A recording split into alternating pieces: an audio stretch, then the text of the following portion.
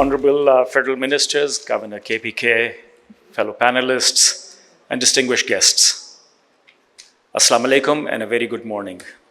Before going any further, Asfar, thank you very much for the very warm introduction. We've been on this panel a number of times over the last 8 years talking about the future, and it's always been uncertain, it's always been crazy, and our job as leaders is to keep on giving hope. We are the dealers in hope, and we can't resign ourselves to something less than that. In these uncertain times, we want peace of mind and clarity of purpose. And I'm reminded of a poster from my high school days. God, grant me the serenity to accept the things I cannot change, the courage to change the things I can, and the wisdom to know the difference. We no doubt have had an extremely turbulent last 5 years. COVID, climate, conflict. And we had a bit of respite before the conflict came back again, much bigger, much uglier. And now we have a new administration in the United States whose policies on tariffs and immigration can yet again have unintended and perhaps unpleasant consequences for those in this room. Should we then pray for serenity and accept the things as they are? Or should we be slightly more bold and seek courage to change some of these things? Over the next few minutes, I will advocate for this courage, and I will give a couple of examples, one in broadband and one in banking. Connectivity gap will soon become our capability gap. I have often talked about how the smartphone in our hand is the remote control to our lives. We don't only use it to talk to one another, we use it for information, we learn from it, we earn from it, we transact from it, we get entertained from it. It is also the greatest equalizer I have seen between the rich and the poor, the urban and the rural, the educated and the less so. But where do we stand today? We have made considerable progress over the last few years, but there are a few statistics that are still uncomfortable. And I, as a captain of the industry, certainly cannot hold myself guilt-free sharing these. 30% of our population does not have a 4G connection. 11% of our population can't even make a basic 2G call. Only 2% have a broadband connection. Pakistan still remains one of the most spectrum-starved and fiber-starved countries, which makes it difficult for us to offer faster internet. And on top of that, we have some of the highest taxes on internet.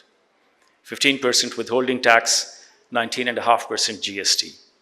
And these are the taxes on education, because we use the phone to educate ourselves. These are the taxes on commerce, because we use the phone to communicate and to transact.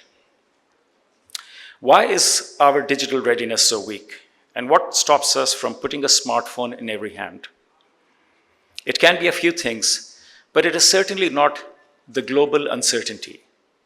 And this is where we need courage. We need courage to critique ourselves and to hold ourselves accountable, not through political criticism, but through an honest dialogue on how we can get to a better future. The second thing I wanted to talk about was in the sector of banking. I would go with the approach of tax less and grow more, digitizing the economy.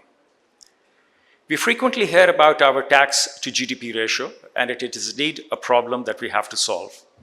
Hovering at about 10% of our GDP, it is certainly at least 3 or 4% lower than where we want to be, and a lot of efforts are being made to address this thing.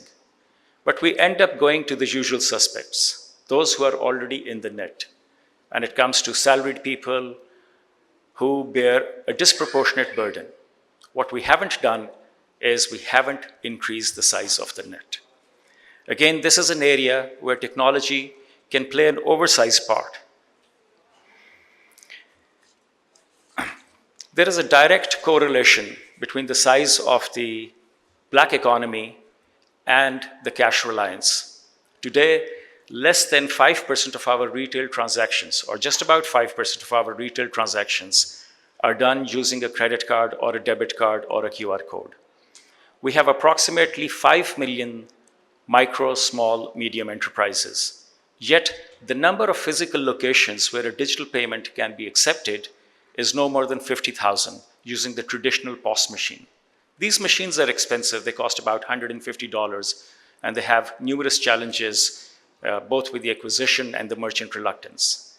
There are alternatives that we have seen in countries like China, and State Bank of Pakistan has come up with RAST platform, which are the rail tracks for providing that convenience to the retailers and to the customers. Jazz Cash alone has 350,000 of those locations where people are transacting using a tap phone or a QR code. The question is, why only 350,000?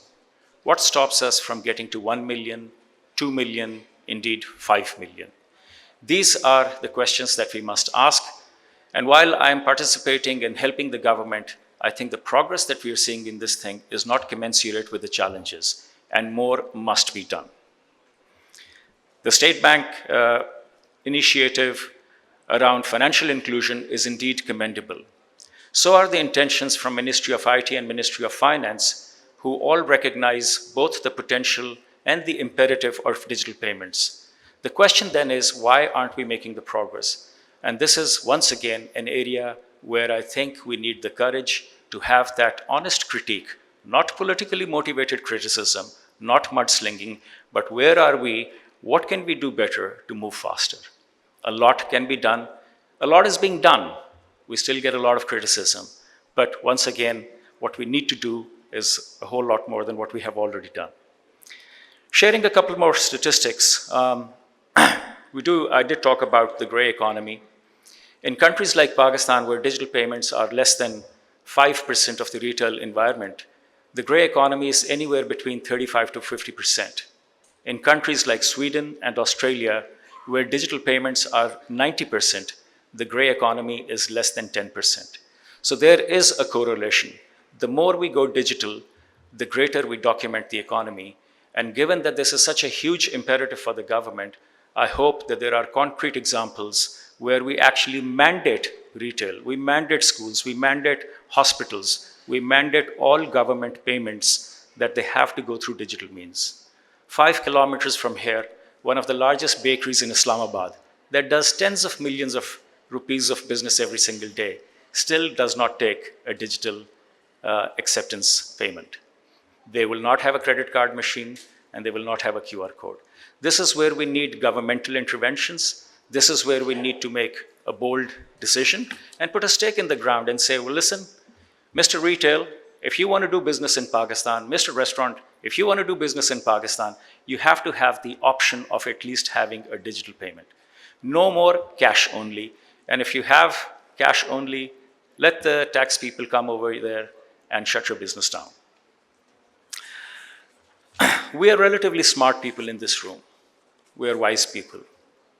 We know what we can change, and we know what we must endure. And I think in the long term, we can change everything. I'll wrap up with my prayer: God, grant me the courage to speak truth to power, and the courage to be a catalyst for change.